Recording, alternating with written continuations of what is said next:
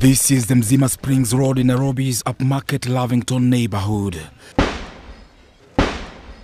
At about 1 p.m., all hell broke loose here as regular police drawn from the nearby Muthangari police station battled three gangsters holed up in one of the houses. For over 3 hours, these were the scenes, a fierce exchange of gunfire between the police and the gangsters. And it is during this exchange that one suspected gangster managed to flee the scene, leaving his two accomplices behind. The Muthangari police station OCS Rob Lipa was shot and rushed to a nearby hospital.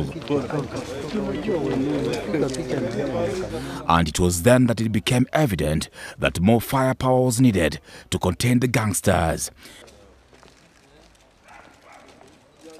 Enter the GSU Wrecker Squad, and their arrival evoked memories of the Westgate siege.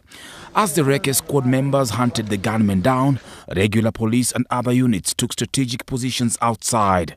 In between the gunshots, this ambulance emerged, and sources tell us it carried a wounded Wrecker Squad member.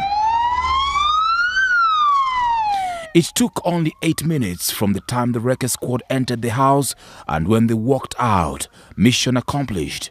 2 gunmen lay dead.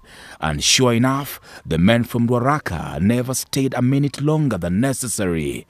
As is their style, they left the scene just as they arrived, and left others to clean up the mess.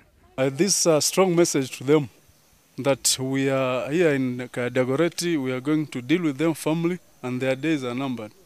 The slain gangsters are said to have been part of a gang of 5 gunmen in 2 cars who had attempted to rob the Chandarana supermarket and then fled upon realizing police were on their trail.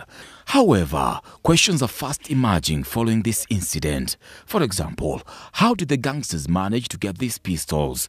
Among them, a high-end Cheska pistol. How did they acquire so much ammunition to keep at bay over 30 police officers before the arrival of the Wrecker Squad? In the aftermath of the Westgate Mall siege, suggestions were floated that security guards should be armed. On this lane alone, the Tender Drive, there were over 12 security guards who were rendered helpless and had to take cover from the raging bullets. The question being, if they had been armed, would these security guards have overpowered the gangsters before they entered these properties and risked the lives of entire families inside?